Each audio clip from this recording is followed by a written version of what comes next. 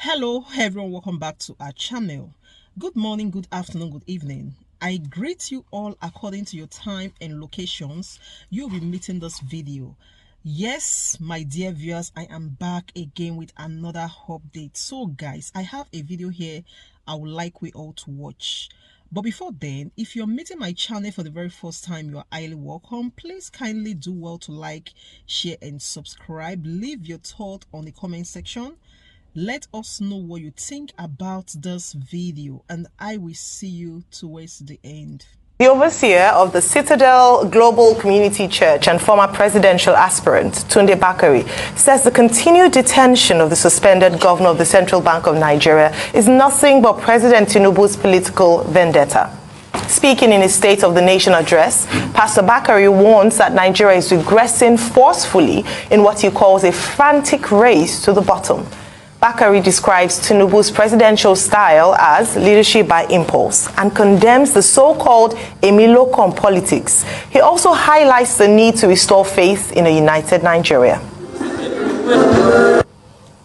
First and foremost, I'm a stakeholder in this nation because I'm a citizen. And so are other citizens who had gone through all kinds of ups and downs due to the policies of the current government. The one that was very worrisome to me is what I describe as impulse leadership. Just speak now and then try to work out things later. That was what happened with the subsidy issue. Now, we have never at any time, including the Save Nigeria group that I convened, we had never been in support of subsidy. We wanted it removed, but at the same time, we wanted corruption dealt with. Most of the issues today, even President Bola Tinubu acknowledged that money had gone into wrong hands and they were just lining up the pockets of a few elites. So if you know these people, go after them and don't punish Nigerians for it. Kill corruption and non-Nigerians. That was the issue there. The same impulse style of leadership occurred with the way, rather than going by way of peace and by way of negotiation. Well, former presidential aspirant, he was one of the runners in the APC presidential primaries, Pastor Tunde Bakari, and also very outspoken, has given a State of the Nation address. Rufai, your take on this? Truth has to be said. Israel and the Amorites. Read the next line for me. What's going on? I subscribe totally to most of the things there that Mr. Tunde Bakari said. Number one, he talked about government on impulse. Yes, we have talked about that. The policies on the Naira, real impulse. You see the problem we're having now. Could we have thought through that properly? Now we have nothing to defend the Naira. Look at how much the Naira slumped. Today now some marketers are talking about 720 Naira per litre. That's another one. What were the things we called for before removal of subsidies? At least make the local refineries work, fix a lot, and look at the corruption that really pervades the system. Nothing was done. It was just on impulse. President Tinubu himself has come out to say that he was the one that decided to announce that because his advisors told him not to. Many other factors. Look at the ministerial list. 48 ministers. We're complaining cost of governance. 48 ministers. The highest. Anyway, subject to the confirmation of 3. One has said it was already put up, but it's probably going to put a replacement there. I mean, look at the general play of the economy. There's more hardship on the lives of the people. And also, this political vendetta against Mr. Emefiele. They are pulling the CBN governor. But you forget that it was your friend and compatriot, President Muhammadu Buhari, that was head of state. And head of state, all the decisions go through the head of state. You can't do anything without the CBN. I mean, without the head of state, we have seen that too many times play out. You remember when we want to denominate currency? Yes. Under Yaradua's time, that CBN governor then, I think Mr. Soludo, went through all of the process.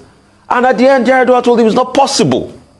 So everything only passes through with the CBN. The 33 trillion we saw, as regards ways and means, money printing and all of that, Which government did they use to print money? Was it not President Muhammadu Buhari's government? Wasn't he aware of that? When we are breaking the law And we kept on shouting it here that you can't print more than a certain threshold of your last year's revenue.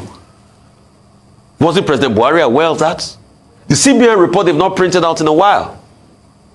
If we had President Buhari that kicked on it and said, oh, there must be accountability, wouldn't have been the order of the day. Didn't we see how President Buhari had to force the lawmakers to help him securitize ways and means, which means breaking the CBN Act? Didn't we see that? So the question is, Mr. Emefiele is put in the dock. There are further investigations against him. What about the role the Commander-in-Chief also played in all of this? I mean, these are the questions we are asking. Dr. Wati? Well, it was truly a State of the Nation address. And I think that Pastor Bakare has discharged an important obligation. You will recall that on this program, when the fuel subsidy was removed, just like that, fuel subsidy is gone. We refer to the protests in Ojota in 2012. And there was a video that was shown, an old video, reminding everyone of the people that gathered in Ojota. And I recall that one of the things I said, look, some of those people who protested when subsidy was partially removed, we didn't call it removal of subsidy, they would call it deregulation of the downstream sector. They are still alive. And I recall that the name of Pastor Tunde Bakare was mentioned. Now he has addressed in a State of the Nation address many of the issues. Now, what is he saying? He's talking about vice, virtue, and time. Three things that never stand still. That was his theme. And what are some of his conclusions that people cannot disagree with, in a sense? One, he says that under President Tinubu, Nigeria is on a downward slope. And that this is because actions are not properly thought through, and it seems to be leading by impulse. And he gave two major examples. One, he said the thoughtless removal of fuel subsidy, his words. Second, he said putting military action before diplomacy in Niger. He cited those two examples, and I guess there will be many that will agree with them. And he also said for the public to be able to breathe, that President Tinubu has to kill corruption, that he has to address corruption. For the people to breathe, there must be economic reform agenda that works. But that economic reform agenda must be combined with what he calls economic justice. Economic justice simply means putting the people first. He talked about neoliberal policies. He says neoliberalism does not mean you have to expand the cost of governance. And that was when he talked about a 48 large, cabinet.